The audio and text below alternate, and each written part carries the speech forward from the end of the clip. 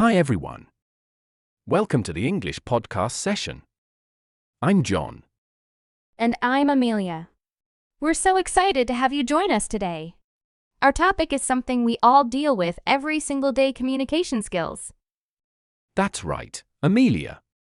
Whether it's talking to friends, writing an email, or presenting at work, good communication can make a world of difference. And it's not just about speaking or writing. It's also about listening, understanding, and connecting. We'll dive into all of that today. So, grab a cup of coffee, sit back, and let's explore this fascinating topic together. Let's start with the basics, John. What do you think communication really means? Good question. I'd say communication is the exchange of information, ideas, or feelings. It's how we connect with each other. Absolutely. And it can be verbal, nonverbal, or written. But it's not just about talking, right? Exactly. Listening is just as important. If you're not listening, you're not really communicating. I completely agree. Effective communication is a two-way street. And let's not forget body language. Sometimes, what we don't say speaks louder than words. Like when someone's arms are crossed, it might show they're not open to the conversation. Or when someone's smiling and leaning forward, they're probably interested and engaged. Okay, John, let's talk about why communication skills are so important. Oh, where do we even begin? For starters, good communication builds strong relationships. Whether it's at work, with family, or friends, being able to express yourself clearly and listen effectively is key. Right. It also helps in problem solving. If you can't communicate the problem, how can you solve it?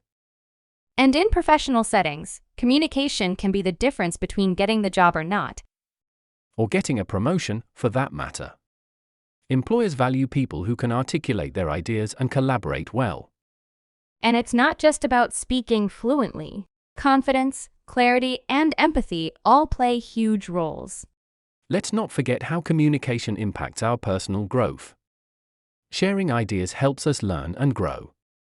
So, John, let's share some practical tips with our listeners. How can they improve their communication skills? Sure thing. First, I'd say practice active listening. Pay attention, don't interrupt, and really focus on what's being said. Great point. I'd add be mindful of your tone. How you say something can be just as important as what you say. Absolutely. And clarity is key. Keep your message simple and to the point. Another tip is to be empathetic. Try to understand the other person's perspective. Also, don't underestimate the power of feedback. Ask questions like, "Did that make sense?" Or "How do you feel about that?" And one more practice, practice, practice. Join a club, take a course, or even start small by having more meaningful conversations. Amelia, let's talk about the barriers to communication. What do you think the most common ones are? Oh, there are so many. For one, distractions. If you're checking your phone while someone's talking, that's a big barrier. Guilty as charged. Another one is assumptions. Assuming you know what someone means without clarifying can lead to misunderstandings. Language barriers are another big one. Even if two people speak the same language, cultural differences can cause confusion. And let's not forget emotions. Stress, anger, or anxiety can cloud your ability to communicate effectively. So true. Overcoming these barriers starts with being aware of them. All right, John, it's time for our story segment. Today, we have a short story that highlights the importance of communication. Here it goes. Sarah and Mike were working on a group project. Mike assumed Sarah would handle the presentation, while Sarah thought Mike would. On the day of the presentation, neither of them was prepared. They realized their mistake: they hadn't communicated clearly about their responsibilities. Afterward, they decided to hold weekly check-ins to make sure they were always on the same page. A simple story, but a powerful lesson. Clear communication could have saved them a lot of stress. Exactly. It's all about being proactive and ensuring everyone understands their roles. And now, it's quiz time. Here's our question for the day. What's one key element of effective communication?